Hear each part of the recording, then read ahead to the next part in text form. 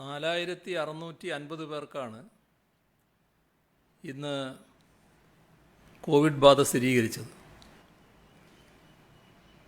13 മരണങ്ങൾ കോവിഡ് മൂലമാണെന്ന് സ്ഥിരീകരിച്ചിട്ടുണ്ട്. 58,606 പേരാണ് നിലവിൽ ചികിത്സയിലുള്ളത്. 4,253 പേർക്കും സമ്പർക്കം മൂലമാണ് ഇന്ന് രോഗബാധയുണ്ടായത്. ഉറവിടമറിയാത്ത 295 പേരുണ്ട്. രോഗബാധ സ്ഥിരീകരിച്ചവരിൽ 26 പേർ ആരോഗ്യപ്രവർത്തകരാണ്. കഴിഞ്ഞ 24 മണിക്കൂറിൽ 65,968 സാമ്പിളുകൾ പരിശോധന നടത്തി. 5,841 പേർ രോഗമുക്തരായി. വ്യാഴാഴ്ച വന്ന കണക്കനുസരിച്ച് ഒരേ സമയം ചികിത്സയിലുള്ള കോവിഡ് രോഗികളുടെ എണ്ണം 60,178 ഇതേ ദിവസം കഴിഞ്ഞ ആഴ്ചയിൽ 63,915 രോഗികളാണ് ഉണ്ടായിരുന്നത്. 3,737 രോഗികളുടെ കുറവാണുണ്ടായത്. ഏകദേശം 5.8% കുറവ് ഒരാഴ്ച കൊണ്ടുണ്ടായി. രോഗവ്യാപനം കുറയുന്ന പ്രവണത തന്നെയാണ് ദൃശ്യമാകുന്നത്. ICMR-ൻ്റെ സെറോ പ്രിവലൻസ് പഠനവുമായി ബന്ധപ്പെട്ട ചില കാര്യങ്ങൾ മുൻപ് വിശദീകരിച്ചതാണ്.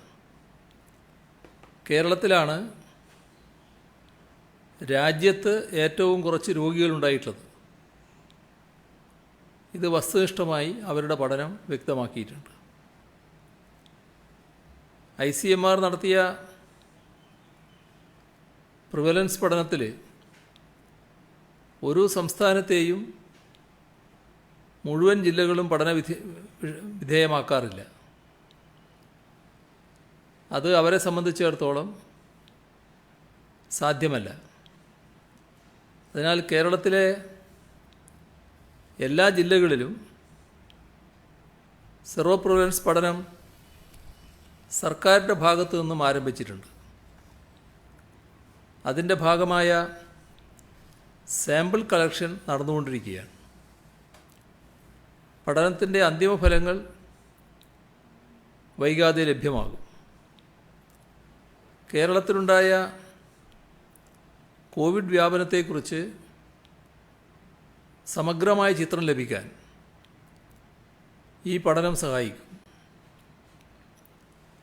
മറ്റ് സംസ്ഥാനങ്ങളുമായി താരതമ്യപ്പെടുത്തുമ്പോൾ രോഗവ്യാപനം കുറഞ്ഞ തോതിലും കാലതാമസമെടുത്തുമാണ് കേരളത്തിലുണ്ടായതെങ്കിലും കഴിഞ്ഞ കുറച്ച് മാസങ്ങളിൽ അതിനു മുൻപുള്ള മാസങ്ങളേക്കാൾ കൂടിയ നിരക്കിൽ രോഗം വ്യാപിച്ചു എന്ന് നാം കണ്ടതാണ്. നമ്മുടെ നിയന്ത്രണങ്ങളിലുണ്ടായ ഇളവുകൾ അതിന് കാരണമായിട്ടുണ്ടാകാം. അക്കാര്യത്തിൽ വ്യക്തിപരവും സാമൂഹികവുമായ സുരക്ഷിതത്വത്തെ മുൻനിർത്തി കർശനമായ ജാഗ്രത പുലർത്താനുള്ള ഉത്തരവാദിത്വം നാം ഓരോരുത്തരും ഏറ്റെടുക്കണം. രോഗം പിടിപെടാത്ത ഒരുപാട് ആളുകളാണ് കേരളത്തിലുള്ളത്. അതുകൊണ്ട് തന്നെ ഈ നിയന്ത്രണങ്ങൾ പാലിക്കാതെ നമുക്ക് മുൻപോട്ട് പോകാനാവില്ല. രോഗത്തെ പ്രതിരോധിക്കാനുള്ള ഏറ്റവും പ്രധാന മാർഗങ്ങളിലൊന്നാണ് വാക്സിനേഷൻ. വാക്സിനേഷൻ സർക്കാർ തലത്തിൽ മുന്നോട്ട് പോയിക്കൊണ്ടിരിക്കുകയാണ്. വാക്സിൻ ലഭ്യമാകുന്ന മുറക്ക് അത് സ്വീകരിക്കാൻ എല്ലാവരും സന്നദ്ധരാകേണ്ടതുണ്ട്. ഇക്കാര്യത്തിൽ അനാവശ്യമായ ആശങ്കകൾ ഉണ്ടാകേണ്ടതില്ല.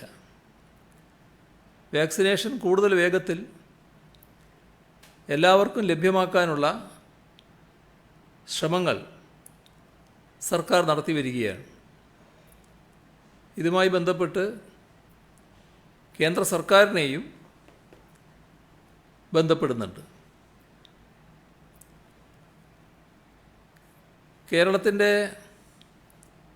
വൈദ്യുതി പ്രസരണ മേഖലയിൽ കുതിച്ചുചാട്ടമുണ്ടാക്കുന്ന തമിഴ്നാട്ടിലെ പുഗലൂരിൽ നിന്നും തൃശ്ശൂർ വരെയുള്ള HVDC ലൈൻ പ്രവർത്തനക്ഷമമായിരിക്കുന്നു. കഴിഞ്ഞ ദിവസം പ്രധാനമന്ത്രി തന്നെ അതിൻ്റെ ഉദ്ഘാടനം നിർവഹിച്ചു. കേന്ദ്ര പൊതുമേഖലാ സ്ഥാപനമായ PGCILൻ്റെ നേതൃത്വത്തിൽ ഏറ്റെടുത്ത പദ്ധതി നിർമ്മാണം ആരംഭിച്ചത് 2017 സബ്സ്റ്റേഷൻ നിർമ്മിക്കുന്നതിനാവശ്യമായ സ്ഥലം കാർഷിക സർവകലാശാലയിൽ നിന്ന് ലഭ്യമാക്കുന്നതിനും ലൈൻ നിർമ്മാണവുമായുണ്ടായ തടസ്സങ്ങൾ പരിഹരിക്കുന്നതിനും സംസ്ഥാന സർക്കാർ ഫലപ്രദമായി ഇടപെട്ടു. അതുകൊണ്ടാണ് പദ്ധതി സമയബന്ധിതമായി പൂർത്തിയാക്കാൻ കഴിഞ്ഞത്. ഈ പദ്ധതി മുഖാന്തരം സംസ്ഥാനത്തിൻ്റെ വൈദ്യുതി ഇറക്കുമതി ശേഷിയിൽ 2000 മെഗാവാട്ട് കൂടി കൂട്ടിച്ചേർക്കാൻ കഴിഞ്ഞുവെന്നത് ഏറെ പ്രധാനപ്പെട്ട ഒരു നേട്ടമാണ്. ഇതോടൊപ്പം കാസർകോട്ടുള്ള സോളാർ പാർക്കിൽ അമ്പലത്തറയിൽ 50 മെഗാവാട്ട് നിലയം 2018 പൂർത്തിയായിരുന്നു. ഇപ്പോൾ പൈവളികയിൽ കൂടി 50 മെഗാവാട്ട് നിലയം പൂർത്തിയായിരിക്കുന്നു. കേരളത്തിൽ സോളാർ പാർക്ക് ആരംഭിക്കുന്നതിന് ഭൂമിയുടെ ലഭ്യത ഒരു വെല്ലുവിളി ഉയർത്തിയിരുന്നു. എങ്കിലും ഇച്ഛാശക്തിയോടെയുള്ള നമ്മുടെ ഇടപെടലാണ് അത്തരം പ്രതിസന്ധികളെ തരണം ചെയ്ത് ഇത് യാഥാർത്ഥ്യമാക്കാൻ സഹായിച്ചത്. ഈ സർക്കാർ അധികാരത്തിൽ വന്ന ശേഷം തിരുവനന്തപുരം നഗരത്തെ സ്മാർട്ട് സിറ്റി മിഷൻ്റെ ഭാഗമാക്കാൻ പ്രത്യേക ശ്രദ്ധ ചെലുത്തിയതിനെ തുടർന്നാണ് 2017 ജൂണിൽ 3ാം റൗണ്ടിലെ ഏറ്റവും ഉയർന്ന മാർക്ക് കരസ്ഥമാക്കിക്കൊണ്ട് കേരളത്തിൻ്റെ തലസ്ഥാന നഗരം സ്മാർട്ട് സിറ്റി പദ്ധതിയുടെ ഭാഗമായത്.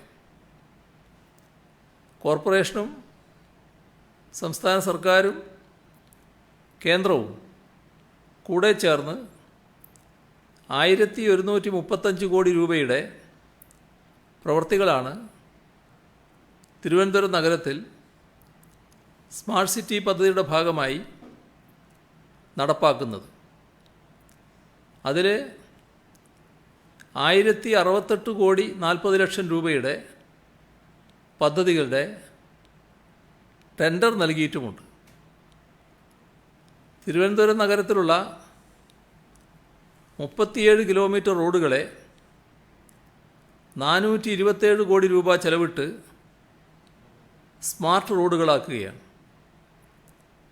നടപ്പാതയും സൈക്കിൾ ട്രാക്കും ഉൾപ്പെടെ ഉൾക്കൊള്ളിച്ചുകൊണ്ട് റോഡുകളെ കൂടുതൽ സൗകര്യപ്രദമാക്കാനും CCTVകൾ സ്ഥാപിച്ച് പൊതുജനങ്ങളുടെ സുരക്ഷ ഉറപ്പുവരുത്താനുമാണ് ലക്ഷ്യമിടുന്നത്. ആധുനിക ഗതാഗത സൗകര്യങ്ങളുടെ നഗരമാക്കി തിരുവനന്തപുരത്തെ മാറ്റി തീർക്കാൻ ഉതകുന്ന നടപടിയാണിത്. ഡിജിറ്റൽ സാങ്കേതിക രംഗത്ത് ഏറ്റവും മികച്ച വിദ്യാഭ്യാസ സൗകര്യങ്ങളൊരുക്കി രാജ്യത്തെ ആദ്യത്തെ ഡിജിറ്റൽ സർവകലാശാലയായ Kerala university of digital sciences innovation and technology ഇന്ന് പ്രവർത്തനം ആരംഭിച്ചു. ബഹുമാനായ കേരള ഗവർണറാണ് അതിൻ്റെ ഉദ്ഘാടനം നിർവഹിച്ചത്. കേരള സർക്കാർ 2 പതിറ്റാണ്ട് മുൻപ് സ്ഥാപിച്ച Indian institute of information technology and management കേരളയുടെ പദവി ഉയർത്തിയാണ് ഡിജിറ്റൽ സർവകലാശാല സ്ഥാപിച്ചിരിക്കുന്നത്. തിരുവനന്തപുരത്ത് മംഗലപുരത്തുള്ള ടെക്നോസിറ്റിയിലെ 10 ഏക്കർ സ്ഥലത്താണ് ഡിജിറ്റൽ സർവകലാശാലയുടെ ആസ്ഥാനം. സാധാരണക്കാരുടെ കുട്ടികൾക്ക് കുറഞ്ഞ വിലക്ക് ലാപ്ടോപ്പ് നൽകുന്ന വിദ്യാശ്രീ പദ്ധതിക്ക് ഇന്നലെ തുടക്കം കുറിച്ചു. ഓൺലൈൻ പഠനം സാർവത്രികമായ സാഹചര്യത്തിലാണ് ലാപ്ടോപ്പ് കുറഞ്ഞ വിലക്ക് ലഭ്യമാക്കാൻ നടപടിയെടുത്തത്. കേരള സ്റ്റേറ്റ് ഫൈനാൻഷ്യൽ എൻ്റർപ്രൈസസ് ആരംഭിച്ച വിദ്യാശ്രീ ചിട്ടിയിൽ ചേരുന്ന കുടുംബശ്രീ അംഗങ്ങൾക്ക് തിരിച്ചടവിൻ്റെ 3-ാം മാസം ലാപ്ടോപ്പ് നൽകും. കുറഞ്ഞത് 10 ലക്ഷം കുടുംബങ്ങളിലെ കുട്ടികൾക്ക് ഇതിൻ്റെ പ്രയോജനം ലഭ്യമാകും. പ്രളയത്തിൽ തകർന്നതും മുഖ്യമന്ത്രിയുടെ തദ്ദേശ റോഡ് പുനരുദ്ധാരണ പദ്ധതിയിൽ ഉൾപ്പെടുത്തിയതുമായ 1000-ലധികം റോഡുകളുടെ നിർമ്മാണം റെക്കോർഡ് വേഗത്തിൽ പൂർത്തിയാക്കിയിരിക്കുന്നു. 5000 റോഡുകളിൽ 1013 റോഡുകളുടെ നിർമ്മാണമാണ് പൂർത്തിയായിട്ടുള്ളത്. ബാക്കി വരുന്ന റോഡുകളുടെ നിർമ്മാണം ദ്രുതഗതിയിൽ പുരോഗമിക്കുന്നു. 1000 കോടി രൂപയുടെ റോഡ് നിർമ്മാണമാണ് മുഖ്യമന്ത്രിയുടെ തദ്ദേശ റോഡ് പുനരുദ്ധാരണ പദ്ധതിയിൽ ഉൾപ്പെടുത്തിയിട്ടുള്ളത്.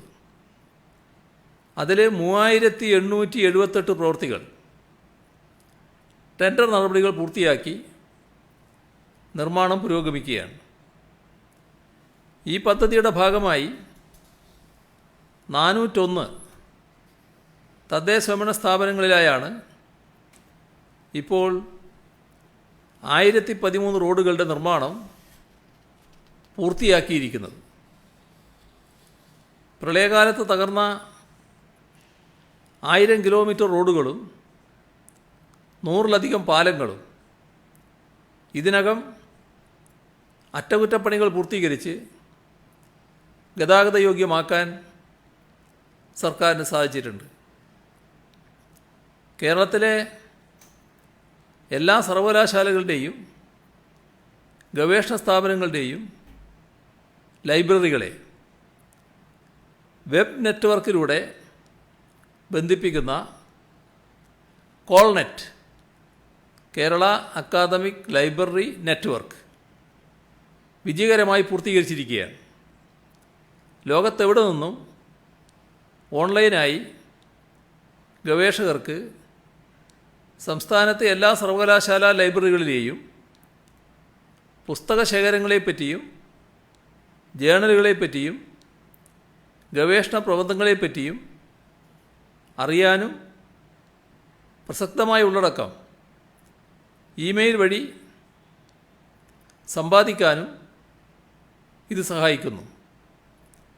ഉള്ളടക്കം വെബ്സൈറ്റിൽ നിന്ന് തന്നെ വായിക്കാനുള്ള സൗകര്യം ക്രമേണ ഒരുക്കും. എല്ലാ കോളേജ് ലൈബ്രറികളും താമസിയാതെ കോൾനെറ്റിൻ്റെ ഭാഗമാകും. ഉന്നത വിദ്യാഭ്യാസ മേഖലയിലെ സുപ്രധാന ചുവടുവെപ്പാണിത്. വിദ്യാർത്ഥികളെയും അധ്യാപകരെയും സംബന്ധിച്ചിടത്തോളം വിജ്ഞാന സമ്പാദനത്തിൽ വളരെയധികം സഹായകമായ ഒരു പദ്ധതിയായിരിക്കും കോൾനെറ്റ്.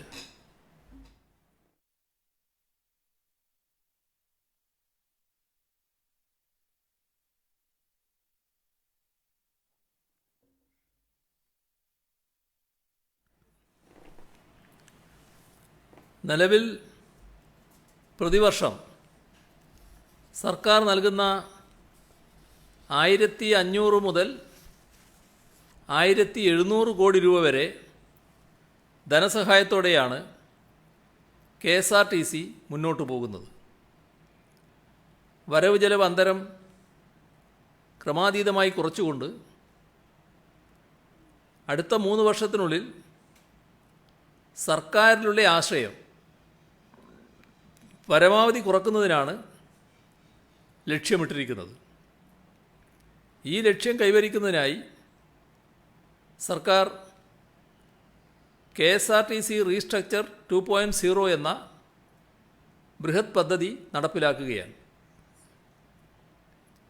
ഇത്തരം പരിഷ്കാരങ്ങൾ ജനങ്ങൾക്ക് മെച്ചപ്പെട്ട യാത്രാ സൗകര്യം ഒരുക്കുന്നതിനും സ്ഥാപനത്തിൻ്റെയും ജീവനക്കാരുടെയും ഉന്നമനത്തിനും അനിവാര്യമാണ്.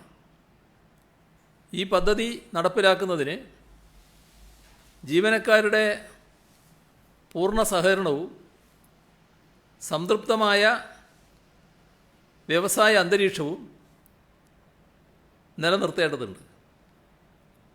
ഇത് കണക്കിലെടുത്ത് രൂക്ഷമായ സാമ്പത്തിക പ്രതിസന്ധി നേരിടുമ്പോഴും 65 കോടി രൂപ ശമ്പളത്തിനു പുറമെ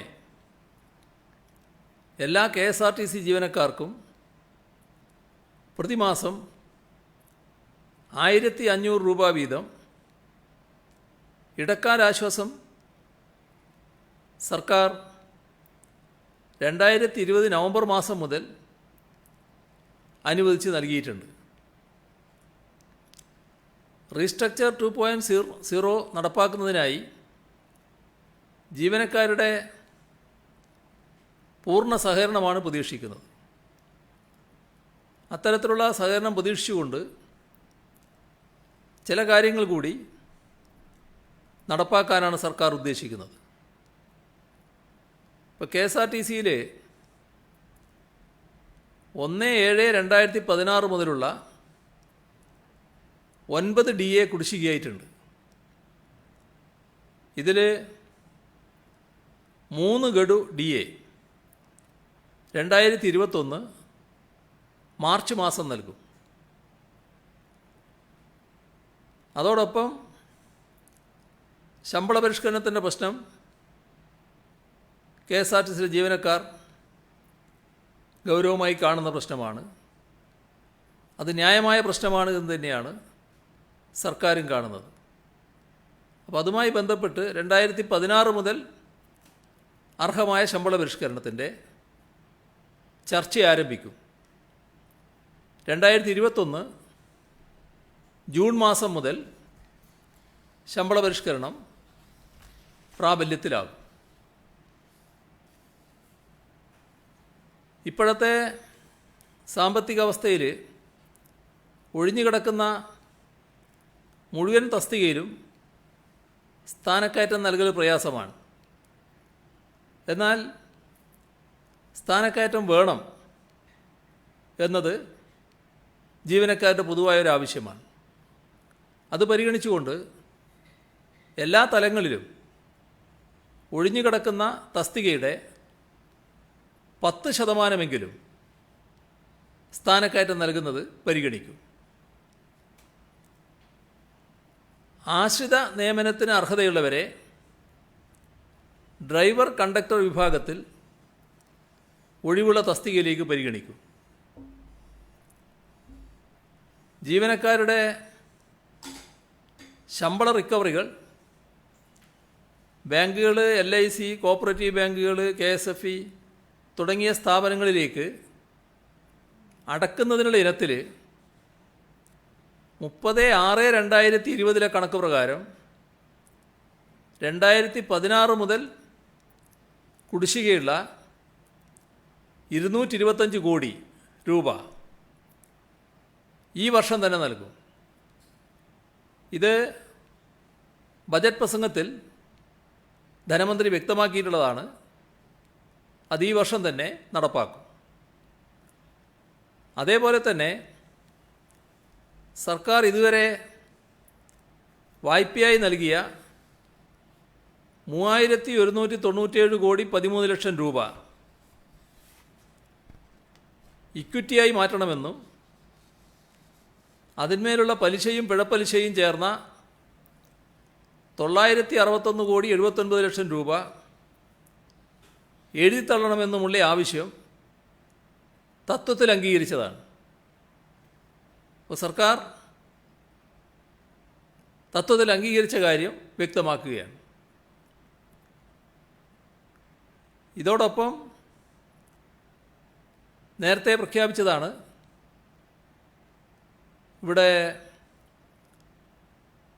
LNG CNG ഇലക്ട്രിക് ബസ്സുകൾ നേരത്തെ ഇറക്കുന്നതിൻ്റെ ഭാഗമായി KSRTCയുടെ കീഴിൽ KSRTC സ്വിഫ്റ്റ് എന്ന സ്വതന്ത്ര കമ്പനി രൂപീകരിച്ച് പ്രവർത്തിക്കുന്നതിന് ഉത്തരവായിട്ടുണ്ട്. കിഫ്ബിയുടെ വായ്പയാണ് ഇതിന് ലഭ്യമാക്കുക. അതിൻ്റെ പ്രവർത്തനം ഉടൻ ആരംഭിക്കും. വേറൊരു പ്രശ്നം, പിരിച്ചുവിട്ട താൽക്കാലിക വിഭാഗം ഡ്രൈവർ, കണ്ടക്ടർമാർ. ഇവരുടെ കൂട്ടത്തിൽ 10 വർഷത്തിന്മേൽ സർവീസുള്ള അർഹതയുള്ളവരെ ആദ്യഘട്ടമായി KURTCയിൽ സ്ഥിരപ്പെടുത്തും. ബാക്കി 10 വർഷത്തിൽ താഴെ സർവീസുള്ളവരെ ഘട്ടം ഘട്ടമായി KSRTC സ്വിഫ്റ്റിൽ താൽക്കാലിക അടിസ്ഥാനത്തിൽ പുനരധിവസിപ്പിക്കും. ഒരു റവന്യൂ ജില്ലയിൽ ഒരു പ്രധാന ഡിപ്പോയിൽ മാത്രം ഭരണനിർവഹണ ഓഫീസ് എന്ന് പറഞ്ഞാൽ 14 ഓഫീസുകൾ ആ രീതിയിൽ നിജപ്പെടുത്തും. KSRTCയുടെ ഡിപ്പോകളിൽ പൊതുജനങ്ങൾക്ക് കൂടി ഉപകാരപ്രദമാകുന്ന രീതിയിൽ 76 ഡിപ്പോകളിൽ പൊതുമേഖലാ എണ്ണക്കമ്പനികളുമായി ചേർന്ന് പെട്രോൾ ഡീസൽ ഔട്ട്ലെറ്റുകൾ ആരംഭിക്കും.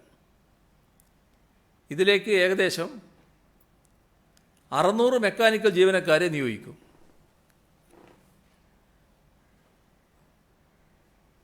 ഇതോടൊപ്പം മേജർ വർക്ക്ഷോപ്പുകളുടെ എണ്ണം 14ആയും സബ് ഡിവിഷൻ വർക്ക്ഷോപ്പുകളുടെ എണ്ണം 6ആയും പുനർനിർണ്ണയിക്കും.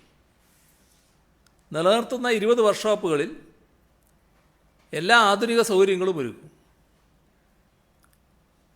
ഹോൾട്ടിംഗ് സ്റ്റേഷനുകളിൽ വൃത്തിയുള്ള വിശ്രമ മുറികൾ ക്രൂവിനൊരുക്കും.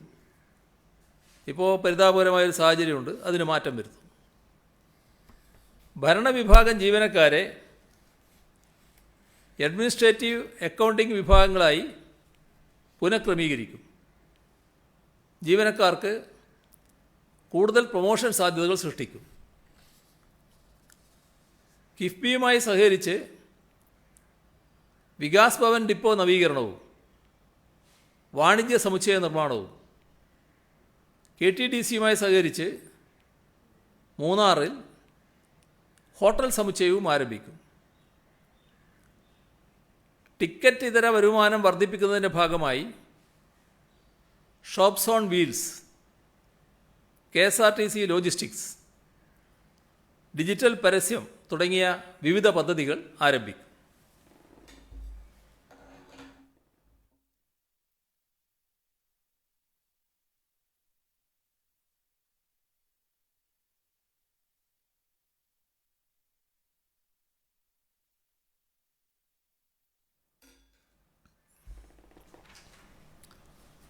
കഴിഞ്ഞ ദിവസം പ്രതിപക്ഷ നേതാവ് ആഴക്കടൽ മത്സ്യബന്ധനവുമായി ബന്ധപ്പെട്ട് ഒരു മഹാകാര്യമെന്ന മട്ടിൽ ചിലത് പറയുകയുണ്ടായി. ഒരു കാര്യം അർത്ഥശങ്കക്കിടയില്ലാതെ വ്യക്തമാക്കുകയാണ്. മത്സ്യത്തൊഴിലാളികളെ പ്രതികൂലമായി ബാധിക്കുന്ന ഒരു നടപടിയും ഈ സർക്കാരിൻ്റെ ഭാഗത്തു നിന്നുണ്ടാവില്ല. മത്സ്യത്തൊഴിലാളികളുടെ ജീവിത സാഹചര്യം മെച്ചപ്പെടുത്താനും മത്സ്യബന്ധനത്തിനാകെ, ആ മേഖലക്കാകെ പുരോഗതി ഉണ്ടാക്കാനുള്ള ഇടപെടൽ മാത്രമാണ് സർക്കാർ നടത്തുന്നത്.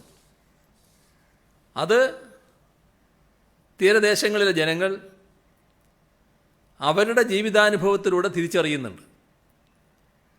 ഏതെങ്കിലും തരത്തിലുള്ള കുപ്രചരണം നടത്തി അവരുടെ മനസ്സിനെ സർക്കാരിനെതിരാക്കി തിരിച്ചുവിടാം എന്ന വ്യാമോഹം നടപ്പാകുന്നതല്ല. മത്സ്യമേഖലയിൽ കൃത്യമായ നയം രൂപീകരിച്ചിട്ടുണ്ട്. ആ നയം നടപ്പാക്കുകയും ചെയ്യുന്ന സർക്കാരാണിത്. 2019 ജനുവരിയിലാണ് ഫിഷറീസ് നയം നടപ്പാക്കുന്നത്. അതിൽ ആഴക്കടൽ മത്സ്യബന്ധനവുമായി ബന്ധപ്പെട്ട് വ്യക്തമായ നിലപാടുകൾ പറഞ്ഞിട്ടുണ്ട്.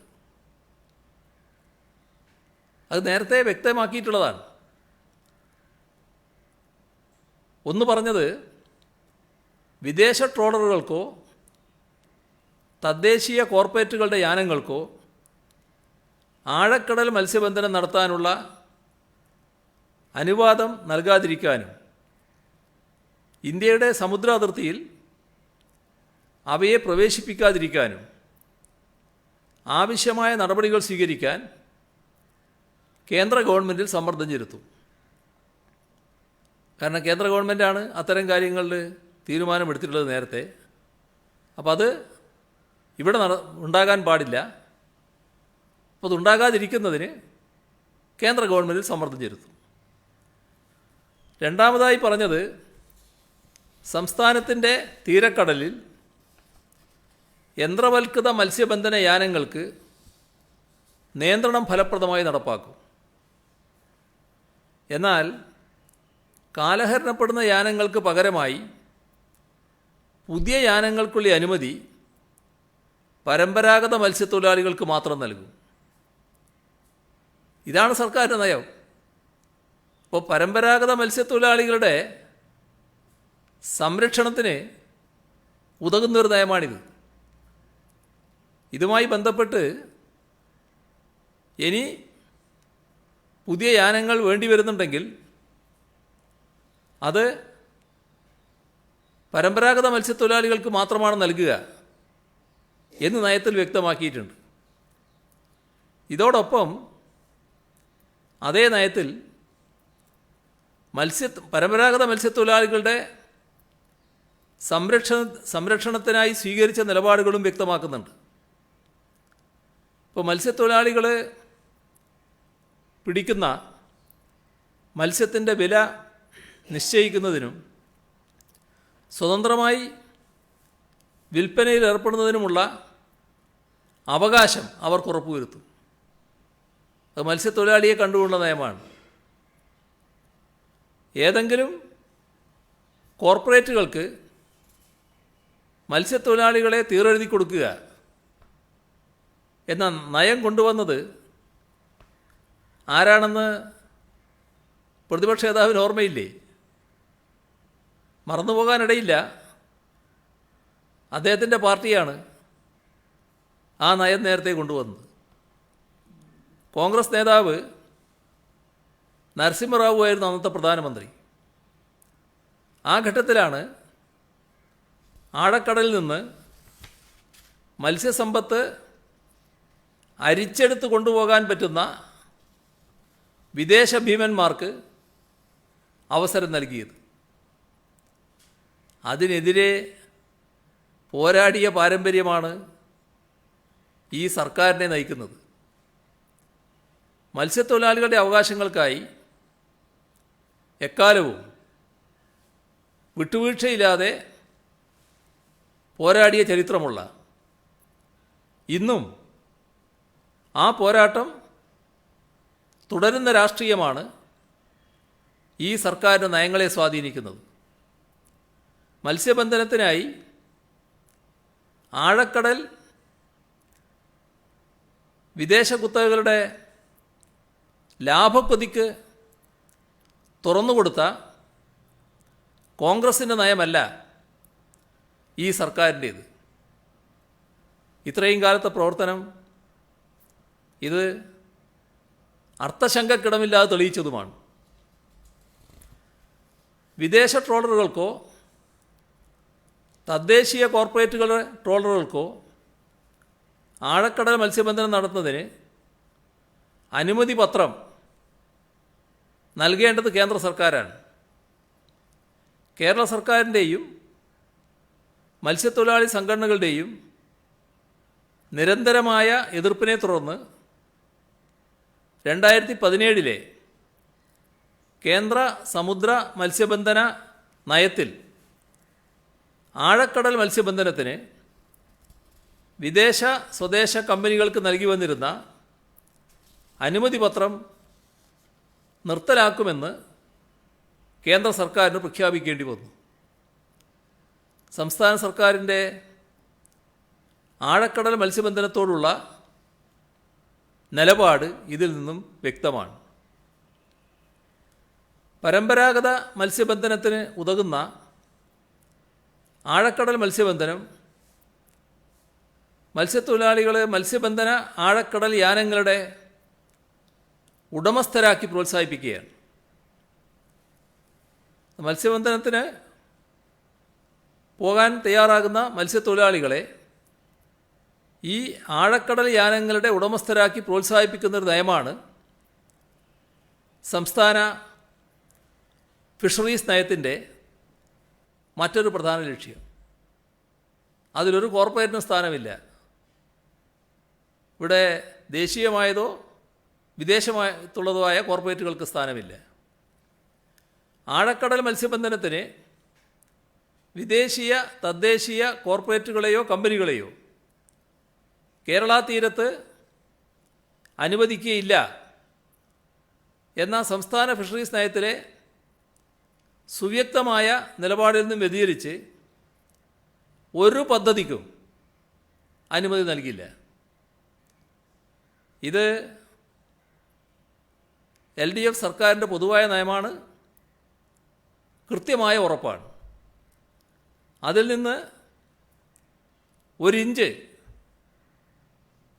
പിന്നോട്ട് പോകുന്ന സർക്കാരല്ല ഇത്. അതുകൊണ്ട് സർക്കാർ മത്സ്യത്തൊഴിലാളികൾക്കെതിരാണ് എന്ന പുകമറ സൃഷ്ടിച്ച്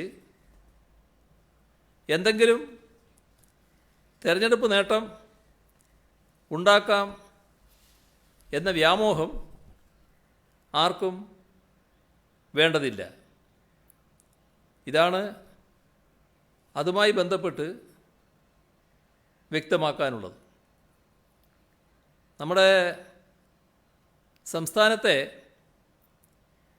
അർദ്ധസൈനിക വിഭാഗങ്ങളായ CRPF, BSF, CISF, ITBP, SSB എന്നീ സേനാവിഭാഗങ്ങളിൽ നിന്ന് വിരമിച്ച ഭടന്മാർക്കും ഭടന്മാരുടെ ഭാര്യമാർക്കും വിധവകൾക്കും വസ്തുനികുതി ഒഴിവാക്കി നൽകാൻ തീരുമാനിച്ചിട്ടുണ്ട്.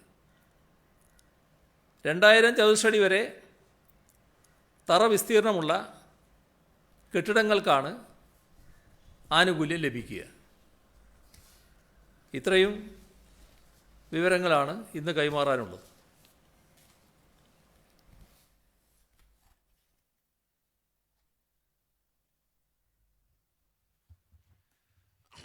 ഈ ആഴക്കടൽ മത്സ്യബന്ധനം വിദേശ കമ്പനികളുമായി തീരരുതില്ലെന്ന് പറയുമ്പോഴും ഈ EMCCയുമായി ഉണ്ടാക്കിയ 2 ധാരണാപത്രത്തിൽ അങ്ങ് ഒരു വിശദീകരണം, ഈ അസന്റ് നിക്ഷേപ സംഗമത്തിലാണ് EMCCയും വ്യവസായ വകുപ്പും തമ്മിൽ ഒരു ധാരണാപത്രം ഒപ്പിട്ടത്. അതിന്റെ തുടർച്ചയായി അങ്ങയുടെ വകുപ്പിന് കീഴിലുള്ള ഇൻലൻഡ് ആൻഡ് നാവിഗേഷൻ കോർപ്പറേഷനും ഈ EMCCയുമായി ട്രോളർ ഉണ്ടാക്കാനും മറ്റൊരു ധാരണാപത്രം ഒപ്പിട്ടു. അത് രണ്ടും പിന്നെ എന്തിനാന്നുള്ളൊരു ചോദ്യം പ്രസക്തമല്ലേ? ഈ Kerala shipping inland navigation corporation എന്ന് പറയുന്ന ആ കോർപ്പറേഷൻ ഒരു പൊതുമേഖലാ സ്ഥാപനമാണ്. ഇവിടെ നമ്മൾ കാണേണ്ടത് സംസ്ഥാന സർക്കാരോ സർക്കാരിൻ്റെ ഏതെങ്കിലും വകുപ്പോ ഇതുവരെ ഒരു MOU ഒപ്പിട്ടിട്ടില്ല, കരാറിൽ ഏർപ്പെട്ടിട്ടുമില്ല. ഈ ഏതെങ്കിലും ഒരു കമ്പനിയോ പൊതുമേഖലാ സ്ഥാപനമോ ഇങ്ങനെ എന്തെങ്കിലും ചെയ്തിട്ടുണ്ടെങ്കിൽ അത് പിന്നീടാണ് സർക്കാരിൻ്റെ പരിഗണനയ്ക്ക് തന്നെ വരിക. അങ്ങനെ വരുമ്പോഴാണ് നിയമപരവും നയപരവുമായ എല്ലാ പരിശോധനയും നടത്തുക. അതിനനുസരിച്ച് മാത്രമേ തീരുമാനമെടുക്കുകയുള്ളൂ. സർക്കാർ അറിയാതെ KSIDC ആണ് MOU സൈൻ ചെയ്തത്. വ്യവസായ വകുപ്പോ അങ്ങയോ സർക്കാർ അറിയാതെ MOU ഒപ്പിടുമോ? മാത്രമല്ല, ഈ ട്രോളർ ഉണ്ടാക്കുക എന്നുള്ളതും ഒരു KSINL നാവിഗേഷൻ വകുപ്പ് മാത്രം ഒറ്റയ്ക്കൊരു തീരുമാനം എടുക്കാൻ കഴിയുമോ CM? അല്ല, ഇതിൽ നമ്മൾ കാണേണ്ടത് KSIDCയുടെ അടുത്ത് അവർ എത്തിപ്പെടുന്നത് നേരത്തെ നടന്ന ഒരു ശ്രമത്തിൻ്റെ ഭാഗമായിട്ടാണ്. അതായത്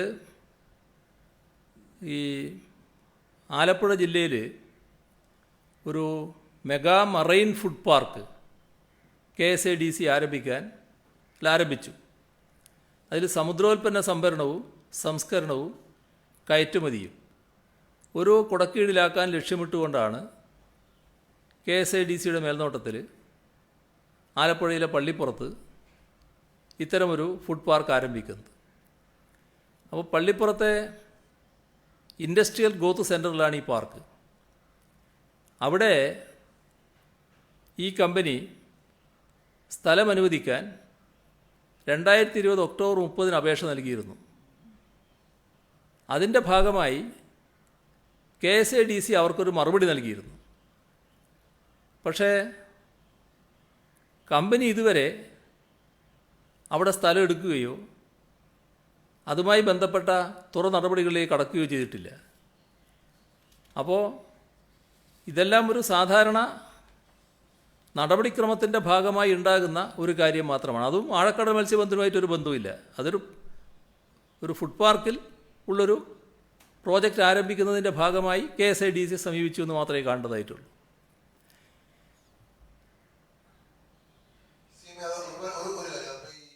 നമ്മുടെ ഈ കപ്പൽ നിർമ്മാണം, ട്രോളർ നിർമ്മാണത്തിന് ഈ കരാർ ഒപ്പിട്ടത് CMന്റെ കീഴിലുള്ള ഇൻലാൻഡ് ഷിപ്പിംഗ് കോർപ്പറേഷൻ. അപ്പം അങ്ങനെ ഒരു കമ്പനിയുമായിട്ട് ആ കോർപ്പറേഷന് കരാർ ഒപ്പിടാൻ പറ്റുമോ? ഒരു വിദേശ കമ്പനിക്ക് ട്രോളർ ഉണ്ടാക്കാൻ കരാർ ഒപ്പിടാൻ പറ്റുമോ? അങ്ങനെ നിയമപരമായ പ്രശ്നങ്ങളെല്ലാം ഇപ്പോൾ കണ്ടത് അതല്ലേ ഞാൻ ആദ്യം പറഞ്ഞത്. അവർക്ക് അങ്ങനെ കരാർ ഒപ്പിട്ടാലും അത് നടപ്പാക്കേണ്ട ഘട്ടം വരുമ്പോൾ സർക്കാരിനെ അറിയിക്കണം. സർക്കാരിനെ അറിയിച്ചുകൊണ്ട് മാത്രമേ ഒപ്പിടാവൂ എന്നില്ല. അപ്പോൾ അതിൻ്റെ ഭാഗമായി ഇപ്പോൾ അത് അവർ നടപടികൾ എടുത്തിട്ടുണ്ട്. പക്ഷേ സർക്കാരിൻ്റെ ഭാഗത്ത് ആ ശ്രദ്ധയിൽ അപ്പോൾ പെടുത്തിയിരുന്നില്ല. സർക്കാർ അറിഞ്ഞിട്ടില്ല. സർക്കാരിൻ്റെ ശ്രദ്ധയിലും അത് പെട്ടിട്ടില്ല. ഈ മന്ത്രിയായ ആൾ അറിഞ്ഞില്ല എന്ന് മാത്രമല്ല, ബന്ധപ്പെട്ട സെക്രട്ടറി തന്നെ അറിഞ്ഞിട്ടില്ല എന്നാണ് തോന്നുന്നത്. പക്ഷേ ഫെബ്രുവരി 3 PRD റിലീസ് ഉണ്ടായിരുന്നു. ഇപ്പം മത്സ്യബന്ധന മേഖല, ആഴക്കടൽ മത്സ്യബന്ധനത്തിന് ഈ ഒരു കരാർ വലിയ നേട്ടമാണെന്ന് പറഞ്ഞ് PRD തന്നെ റിലീസ് ഇറക്കിയിരുന്നു. അപ്പം ആ PRD റിലീസാണ് ഇപ്പോൾ പ്രതിപക്ഷവും ആയുധമാക്കുന്നത്. എങ്ങനെയാണ് സർക്കാർ അറിയാതെ ഇതൊരു നേട്ടമാണെന്ന രീതിയിൽ ഒരു PRD റിലീസ് വരുന്നതെന്ന്? ഇതിൽ സാധാരണഗതിയിൽ ഈ പ്രശ്നത്തിൽ ചില ദുരൂഹതകൾ കാണാനുണ്ട്. അത് നമ്മൾ മനസ്സിലാക്കി പോകുന്നത് നല്ലതാണ്.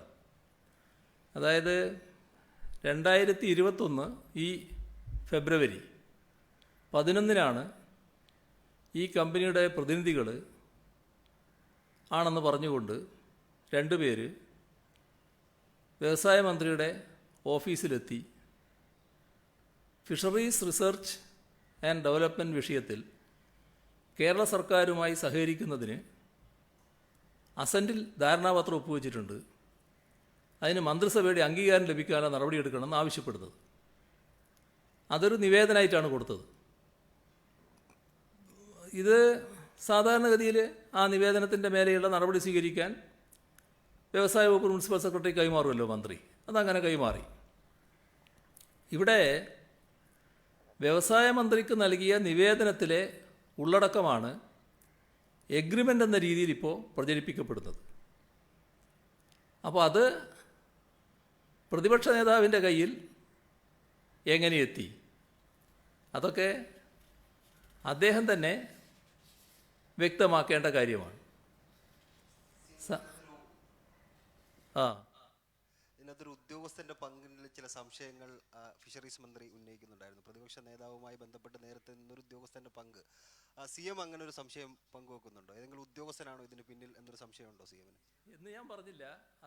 അത് ഫിഷറീസ് മന്ത്രി പറഞ്ഞിട്ടുണ്ടാകുക. നേരത്തെ അദ്ദേഹത്തിൻ്റെ പ്രൈവറ്റ് സെക്രട്ടറി ആയിരുന്ന ആളാണ് ഇപ്പോൾ ഇതിൻ്റെ തലപ്പത്തിരിക്കുന്നത്. അതായിരിക്കും ഫിഷറീസ് മന്ത്രി പറയാനിടയായിട്ടുള്ളത്. ഞാനത് പ്രത്യേക കുറ്റമായിട്ട് കാണുന്നില്ല. അത് ആ ഘട്ടത്തിൽ ആഭ്യന്തര മന്ത്രിയായിരിക്കുന്ന രമേശ് ചെന്നിത്തലയുടെ സെക്രട്ടറിയായിട്ട് അദ്ദേഹം പ്രവർത്തിച്ചിട്ടുണ്ടാവും. അതിനുശേഷം അദ്ദേഹം നമ്മുടെ കലക്ടറായിട്ട് പ്രവർത്തിച്ചിട്ടുണ്ട്. അതിനൊന്നും വേറെ പ്രശ്നങ്ങളില്ല. പക്ഷേ അദ്ദേഹം തീരുമാനമെടുത്തത് സർക്കാർ അറിഞ്ഞുകൊണ്ടല്ല. അതാണ് ഞാൻ വ്യക്തമാക്കിയത്. സിമി, ഐശ്വര്യ കേരള യാത്ര കൊല്ലത്ത് വരുമ്പോഴാണ് ഈ ഒരു ആരോപണം ഉയർത്തുന്നത്.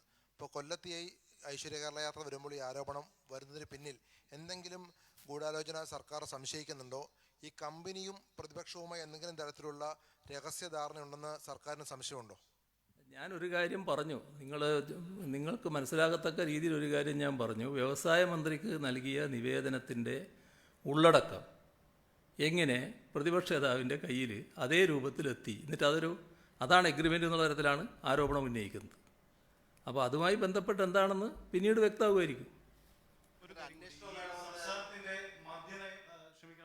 മത്സ്യനയം ഇതാണെന്ന് അറിയാമെന്നിരിക്കെ അതുമായി ബന്ധപ്പെട്ട സ്ഥാപനം സർക്കാരിൻ്റെ നിലപാടിന് വിരുദ്ധമായി ഒരു MOU സൈൻ ചെയ്യാന്ന് പറഞ്ഞാൽ ആ സ്ഥാപനത്തിനൊരു ഗുരുതരമായ പിഴവ് പറ്റിയിട്ടില്ലേ? അതിലൊരു പരിശോധന ഉണ്ടാവും ആ തരത്തിൽ? ഈ ആഴക്കടൽ മത്സ്യബന്ധനത്തിൻ്റെ കാര്യത്തിലേക്ക് അവർ പോയിട്ടില്ല. ഇപ്പോൾ ഈ പറഞ്ഞ ഈ യാനങ്ങൾ നിർമ്മിച്ചു കൊടുക്കുന്നതിനാണ് ഇവർ കരാർ ഒപ്പിട്ടു എന്ന് പറയുന്നത്. അത് എന്താണ് ഉദ്ദേശിച്ചത്, എങ്ങനെയാണെന്നൊക്കെയുള്ള വിശദാംശങ്ങൾ ഇനി മനസ്സിലാക്കേണ്ടതാണ് ഇരിക്കുന്നത്. അത് മനസ്സിലാക്കും, എന്താണെന്ന് മനസ്സിലാക്കും. നിലവിലൊരു ധാരണാപത്രം ഉണ്ടല്ലോ, അത് വേണ്ട എന്ന് വെക്കും. അങ്ങനെ വല്ല തീരുമാനം ഉണ്ടാവും സംസ്ഥാന സർക്കാരിൻ്റെ ഭാഗത്ത്? അല്ല, നമ്മൾ കാണേണ്ടത് ഈ അസെൻറ്റ് പോലുള്ള ഒരു മഹാസംഗമം നടക്കുമ്പോൾ പലരും ഞങ്ങൾ ഇന്നതിനൊക്കെ തയ്യാറാണെന്ന് പറഞ്ഞുകൊണ്ട് അതിന് തയ്യാറായി മുന്നോട്ട് വരും. അപ്പോൾ അതിന് തയ്യാറുള്ളവർ ധാരണാപത്രം ഒപ്പുവെക്കുക എന്ന് പറഞ്ഞാൽ ധാരണാപത്രം ഒപ്പുവെക്കും. ഇതാണ് നടക്കുന്നത്. ഇപ്പോൾ അവിടെ അന്ന് ഉണ്ടായത് ആഗോള നിക്ഷേപ സംഗമത്തിൽ വിവിധ കമ്പനികൾ 117 താൽപ്പര്യപത്രങ്ങൾ വെച്ചു. 34 ധാരണാപത്രങ്ങളുണ്ടായി. ഇതിൽ 7 പദ്ധതികൾ ഇതിനകം നടപ്പായിട്ടുണ്ട്. 2020 ജനുവരി 10 ഇതിൽ 2 പദ്ധതികളിലാണ് ഈ കമ്പനി ധാരണാപത്രം ഒപ്പുവെച്ചതെന്നാണ് പറയുന്നത്. അപ്പോൾ വ്യവസായികളെ ക്ഷണിക്കാനാണ് ഈ പറയുന്ന എസൻറ്റ് നടത്തിയത്. അതിൻ്റെ തുറ നടപടികൾ സ്വാഭാവികമായും ഉണ്ടാകും. ഇപ്പോൾ നിക്ഷേപ സംഗമത്തിൻ്റെ ഘട്ടത്തിൽ തന്നെ എല്ലാ നടപടിക്രമങ്ങളും പൂർത്തിയാക്കാനാകില്ലല്ലോ. ഇപ്പോൾ നമ്മുടെ സംസ്ഥാനത്തിന് പറ്റിയ നിക്ഷേപങ്ങളുണ്ടാവും, പറ്റാത്ത നിക്ഷേപം ഉണ്ടാവും. പറ്റിയ നിക്ഷേപമല്ലാതെ നമ്മൾ സ്വീകരിക്കില്ലല്ലോ. അതേപോലെ തന്നെ അവർ നിക്ഷേപിക്കാൻ ഉദ്ദേശിക്കുന്ന മേഖലയിൽ നമുക്ക് പിന്തുണ നൽകാൻ കഴിയില്ലെങ്കിൽ നമ്മളതിൻ്റെ കൂടെ നിൽക്കില്ലല്ലോ. ഇപ്പോൾ ആഴക്കടൽ മത്സ്യബന്ധനം നമ്മളതിന് ഒരു വിദേശ കമ്പനിയെയും സ്വദേശ കമ്പനിയെയും കൊണ്ടുവരാൻ ഉദ്ദേശിക്കുന്നില്ല. അപ്പോൾ അങ്ങനെ വന്നാൽ നമ്മളതിനെ നിരുത്സാഹപ്പെടുന്ന നിലപാടെടുക്കും. അപ്പോൾ അതിൻ്റെ പരിശോധനയൊക്കെ പിന്നീടേ നടക്കും. ഇതാണ് അതിൽ നമ്മൾ കാണേണ്ടത്. ഗവൺമെൻറ്റിൻ്റെ നയം വ്യക്തമാണ് ഇക്കാര്യത്തിൽ. ആ നയം വെച്ചുകൊണ്ട് മാത്രമേ മുന്നോട്ട് പോകൂ. EMCC കൊടുത്ത നിവേദനം എങ്ങനെ പ്രതിപക്ഷ നേതാവിൻ്റെ കയ്യിൽ എത്തിയെന്ന് അങ്ങ് സംശയിക്കുന്നു. പക്ഷേ ആ നിവേദനത്തിൽ കൃത്യമായി ആരെയൊക്കെ കണ്ടു, ഫിഷറീസ് മന്ത്രിയെ ന്യൂയോർക്കിൽ വെച്ച് കണ്ടു, പിന്നീട് KSIDC നടത്തിയ ഇടപാടുകളെല്ലാം കൃത്യമായി പറയുന്നുണ്ട്. അപ്പോൾ സർക്കാരിൻ്റെ പല വകുപ്പുകളും അറിഞ്ഞുകൊണ്ടുള്ള നീക്കങ്ങൾ ഇതിനകത്ത് ഉണ്ടായിട്ടുണ്ട്. ഈ നിവേദനം ചോർന്നുവെന്നതിനപ്പുറത്തേക്ക് ഈ നടപടികൾ കുറേ മുന്നോട്ട് പോയിട്ടുണ്ട്. CM അല്ലല്ല, ഫിഷറീസ് മന്ത്രിയെ കണ്ടു എന്നുള്ളത് തന്നെ ഒരു തെറ്റായ പ്രചരണമാണല്ലോ. അതിന്ന് ഫിഷറീസ് മന്ത്രി തന്നെ വ്യക്തമാക്കിയല്ലോ. അവരെ ന്യൂയോർക്കിൽ അവർ പോയത് UN-ൻ്റെ ഒരു പരിപാടിയിൽ പങ്കെടുക്കാനാണ്, ഇവരുമായിട്ട് എന്തെങ്കിലും ചർച്ച നടത്താനല്ല. എന്നാൽ മറ്റൊരു വസ്തുതയുള്ളത്, ഇവർ ഫിഷറീസ് മന്ത്രി ഇവിടെ വെച്ച് കണ്ടിട്ടുണ്ടെന്ന് തോന്നുന്നുണ്ട്. അത് അവരിന്ന് പറഞ്ഞ കൂട്ടത്തിലുണ്ട് എന്നാണ് തോന്നുന്നത്.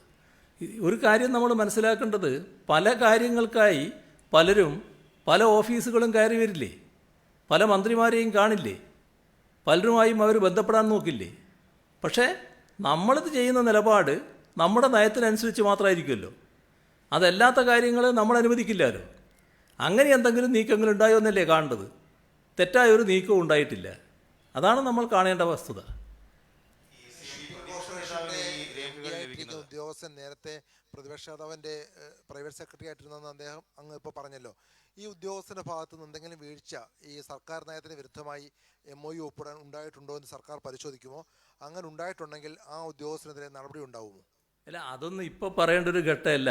ഇതിൽ ഏത് തരത്തിലുള്ള യാനങ്ങളാണ് നിർമ്മിക്കാൻ വേണ്ടി കരാർ ഒപ്പിട്ടത്, അതിൻ്റെ മറ്റു നടപടിക്രമങ്ങൾ എന്താണ്, അതൊക്കെ പരിശോധിച്ചതിന് ശേഷം മാത്രം പറയേണ്ടതല്ലേ.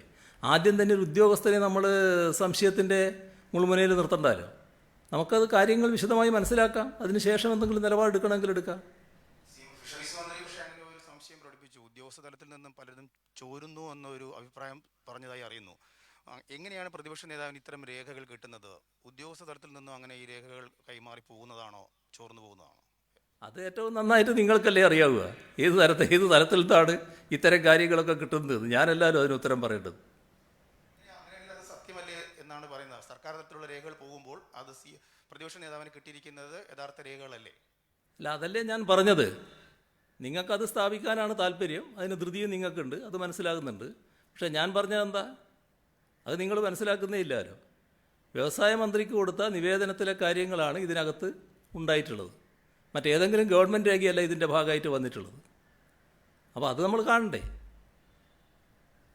DMRCയുടെ മുഖ്യ ഉപദേഷ്ടാവായ E. ശ്രീധരൻ കഴിഞ്ഞ ദിവസം BJP ചേരുമെന്ന് അദ്ദേഹം പ്രഖ്യാപിച്ചിട്ടുണ്ട്. ഇന്ന് അദ്ദേഹം ചില മാധ്യമങ്ങളോട് പറഞ്ഞത് വൻകിട പദ്ധതികൾക്ക് CM പല ഘട്ടങ്ങളിൽ എതിര് നിന്നിട്ടുണ്ട് എന്നാണ്. അതുപോലെ തന്നെ മുഖ്യമന്ത്രിയാവാൻ എന്നുകൂടി അദ്ദേഹം പറയുകയുണ്ടായി. CM അതിനോട് എങ്ങനെയാണ് പ്രതികരിക്കുന്നത്? അദ്ദേഹം ഒരു മഹാനായ വ്യക്തിയല്ലേ, വലിയ ടെക്നോക്രാറ്റ്, രാജ്യം പത്മശ്രീ നൽകി ആദരിച്ചയാൾ, ഏത് സ്ഥാനം വഹിക്കാനും യോഗ്യനല്ലേ. അദ്ദേഹത്തിൻ്റെ മോഹത്തിനനുസരിച്ച് കാര്യങ്ങൾ നടക്കട്ടെ. ഈ ഉദ്യോഗാർത്ഥികളുടെ കാര്യത്തിൽ ഉദ്യോഗസ്ഥ തലം ചർച്ച മാത്രമേ ഉള്ളൂ, മന്ത്രിമാരൊക്കെ ഒരു ചർച്ച ഇല്ലാത്തൊരു പ്രശ്നം. ചർച്ച നടക്കട്ടെ, ചർച്ച നടന്നാലല്ലേ അപ്പുറവും ഇപ്പുറവും വ്യക്തമാവുക എന്താണെന്നുള്ളത്.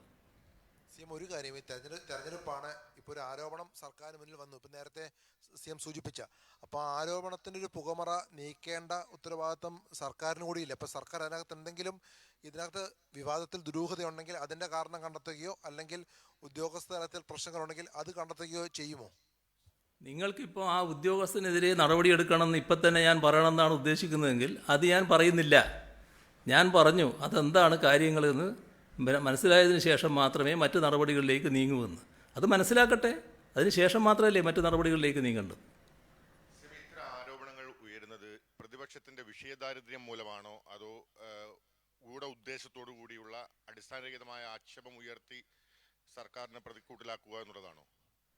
ഇവിടെ ഈ ആരോപണത്തിന് പ്രത്യേകമായ ഉദ്ദേശമുണ്ട്. അതായത് ഈ കഴിഞ്ഞ തദ്ദേശ ഭരണ സ്ഥാപന തിരഞ്ഞെടുപ്പൊക്കെ നോക്കിയാൽ കേരളത്തിൻ്റെ എല്ലാ തലങ്ങളും LDFനെ പിന്താങ്ങുകയാണ് ചെയ്തിട്ടുള്ളത്. അതിൽ തീരദേശമെന്നോ മലയോരമെന്നോ ഇടനാടെന്നോ എന്നുള്ള വ്യത്യാസമില്ല. എല്ലാ പ്രദേശങ്ങളും ഒരുപോലെ LDFനെ പിന്താങ്ങിയിട്ടുണ്ട്. നേരത്തെ LDFനോടൊപ്പമല്ലാതിരുന്ന ജനവിഭാഗങ്ങൾ അത് നല്ല രീതിയിൽ LDFനെ പിന്താങ്ങുന്ന മനോഭാവം സ്വീകരിച്ചിട്ടുണ്ട്. അതിൽ നമ്മുടെ സമൂഹത്തിലെ ഏറ്റവും പിന്നണിയിൽ കിടക്കുന്ന ജനവിഭാഗങ്ങളിൽ ഒന്നാണ് മത്സ്യത്തൊഴിലാളികൾ. ആ മത്സ്യത്തൊഴിലാളികളുടെ പ്രശ്നങ്ങൾ ഞങ്ങൾ ഈ തെരഞ്ഞെടുപ്പ് വരുമെന്ന് കണ്ടുകൊണ്ടല്ല, ഞങ്ങൾക്ക് എല്ലാറ്റിലും ഒരു വർഗപരമായ നിലപാടുണ്ട്. അതിൻ്റെ ഭാഗമായി തന്നെ ആ വിഭാഗത്തെ, അതുപോലുള്ള വിഭാഗത്തെ സഹായിക്കുക, പിന്താങ്ങുക എന്നത് അതിൽ പ്രതിജ്ഞാബദ്ധമായൊരു സമീപനമാണ് ഞങ്ങൾക്കുള്ളത്. അങ്ങനെ ഞങ്ങൾ കുറേ നടപടികൾ സ്വീകരിച്ചിട്ടുണ്ട്. ആ നടപടികൾ കേരളത്തിൽ മറ്റൊരു ഗവൺമെൻറ്റും സ്വീകരിക്കാത്ത നടപടിയാണ് എന്നവർ കാണുന്നുണ്ട്. അതിൻ്റെ ഭാഗമായുള്ള അനുകൂല മനോഭാവം വന്നിട്ടുണ്ട്. വലിയ തോതിലുള്ള LDF അനുകൂല ചിന്ത ഇത്തരം ജനവിഭാഗങ്ങളിലാകെ വന്നിട്ടുണ്ട്. അപ്പോൾ അതിനെ എങ്ങനെ അട്ടിമറിക്കാൻ പറ്റും? അപ്പോൾ നിങ്ങളെ ആകെ വിഷമത്തിലാക്കാൻ വേണ്ടി ഈ ആഴക്കടൽ മത്സ്യബന്ധനത്തിന് ഇവിടെ വിദേശ കമ്പനികളെ കൊണ്ടുവരാനുള്ള നടപടിയാണ് LDF സർക്കാർ സ്വീകരിച്ചത് എന്ന് ഒരു പ്രചരണം നടത്തുക, അതിന് നല്ല കൊഴുപ്പ് കൂട്ടുക. ഇതാണ് അതിൻ്റെ പിന്നിലുള്ള ഗൂഢോദ്ദേശം. അതാണ് ഞാൻ നേരത്തെ തന്നെ പറയുമ്പോൾ പറഞ്ഞത്, അതൊന്നും ഈ ജനവിഭാഗങ്ങളിൽ യേശുന്നതല്ല, ചിലവാകുന്നതല്ല. കാരണം അവരുടെ ജീവിതാനുഭവമാണ് കാര്യങ്ങൾ വിലയിരുത്തുന്നതിന് അവരെ പ്രേരിപ്പിക്കുന്നത്. ഏതെങ്കിലും ഒരു ദിവസം പൊട്ടിമുളച്ചു വരുന്ന പ്രചരണത്തിൽ കുടുങ്ങി ജീവിതാനുഭവങ്ങൾ മറന്നുപോകുമെന്ന് തെറ്റിദ്ധരിക്കേണ്ടതായിട്ടില്ല. അപ്പോൾ തെറ്റിദ്ധരിപ്പിക്കലാണ് ഉദ്ദേശം, ബോധപൂർവമാണത്. അത് കൃത്യമായി മനസ്സിലാക്കാൻ നമ്മുടെ നാട്ടിലെ ജനങ്ങൾക്ക് കഴിയും, ഈ ഇത്തരം ജനവിഭാഗങ്ങൾക്കെല്ലാം കഴിയും. ഗവൺമെൻറ് പറയാനുള്ളത് ഗവൺമെൻറ് വ്യക്തമാക്കുകയും ചെയ്യും. EMCCയുടെ കാര്യത്തിലും CM ഒരു ദുരൂഹത ഉണ്ടോ? ഇവര് പ്രവാസി മലയാളികൾ എന്ന് പറയുന്നു, അവരുടെ നടപടിയിൽ ഒരു സംശയം അങ്ങനെ തോന്നുന്നുണ്ടോ CM-ന് ഇപ്പോൾ? കഴിഞ്ഞല്ലോ, അവർ തന്ന നിവേദനത്തിലെ കാര്യങ്ങൾ എങ്ങനെ അങ്ങോട്ടെത്തി? അപ്പോൾ എന്തൊക്കെയോ ഉണ്ടെന്നാ, അത് വരട്ടെ, നമുക്ക് എല്ലാ കാര്യങ്ങളും പിന്നീടല്ലേ മനസ്സിലാക്കാൻ പറ്റും. ഈ ഒറ്റയടിക്ക് കാര്യങ്ങളാകെ ആദ്യം ഒരു ഊഹിച്ച് പറയാൻ പറ്റില്ലല്ലോ. സമരം തുടരാനാണ് ഉദ്യോഗാർത്ഥികൾ തീരുമാനിച്ചിരിക്കുന്നത്. സർക്കാർ അവർക്ക് വഴങ്ങി കൊടുത്തിട്ടില്ല, അല്ലെങ്കിൽ സർക്കാർ അവരെ കേട്ടില്ല എന്നാണോ? കേട്ടില്ല എന്നെങ്ങനെയാ പറയാ? സർക്കാർ വഴങ്ങിയില്ല എന്ന് വേണമെങ്കിൽ പറയാൻ പറ്റുമായിരിക്കും. ഇപ്പം ഈ തെരഞ്ഞെടുപ്പിന് ഈ ചർച്ചയ്ക്ക് ശേഷമാണോ അവർ തീരുമാനിച്ചത്? ഇപ്പോൾ എന്നവർ പ്രഖ്യാപിച്ചോ? അവരിപ്പോൾ പറഞ്ഞേക്കുന്ന പ്രധാനപ്പെട്ട കാര്യം, താൽക്കാലിക നിയമനം റദ്ദാക്കണമെന്നത് മുഖ്യമന്ത്രിയോട് പറയാമെന്ന് ഉദ്യോഗസ്ഥർ ഉറപ്പ് നൽകി. നല്ല ചർച്ചയായിരുന്നു. ഉത്തരവിറക്കണമെന്ന് ഈ ഉദ്യോഗസ്ഥരോട് ആവശ്യപ്പെട്ടു. കൃത്യമായ ഉത്തരവ് ലഭിച്ചാലേ സമരം പൂർണ്ണതയിലെത്തൂ, സമാധാനപരമായി സമരം തുടരും എന്നാണ് അവർ പറഞ്ഞേക്കുന്നത്. അതെ, സമാധാനപരമായി സമരം തുടരട്ടെ. സമരം എപ്പോഴും നമ്മുടെ നാട്ടിൽ വിവിധ വിഭാഗങ്ങൾ നടത്താറില്ലേ? പക്ഷേ അവരെ തന്നെ അനുഭവം ഉണ്ടല്ലോ ആ സമരത്തിൽ മറ്റൊരു രൂപം കണ്ടത്, ആ സമരത്തെ മറ്റൊരു തരത്തിലേക്ക് മാറ്റി തീർക്കാൻ ശ്രമിച്ചത്. അത് അവർ തന്നെ കണ്ടതാണല്ലോ. അവർ ഉദ്യോഗാർത്ഥികൾ ചില തെറ്റിദ്ധാരണകളിൽ കുടുങ്ങി സമരത്തിന് വന്നിരിക്കുന്നു. അങ്ങനെ ഞാനതിനെ കാണുന്നുള്ളൂ. അവർക്ക് ആ തെറ്റിദ്ധാരണ മാറാൻ കഴിഞ്ഞാലല്ലേ സമരം അവസാനിപ്പിക്കാൻ പറ്റൂ. അപ്പോൾ അതുമായി ബന്ധപ്പെട്ട് മറ്റു വിവരങ്ങൾ ഞാൻ സമ്പാദിക്കട്ടെ, ഇവർ സംസാരിച്ചവരിൽ നിന്ന് കിട്ടട്ടെ, എന്നിട്ട് അതിന് ശേഷം എന്താണെന്ന് ആലോചിക്കാം. അപ്പോൾ ശരി, നമുക്ക് അവസാനിപ്പിക്കാം.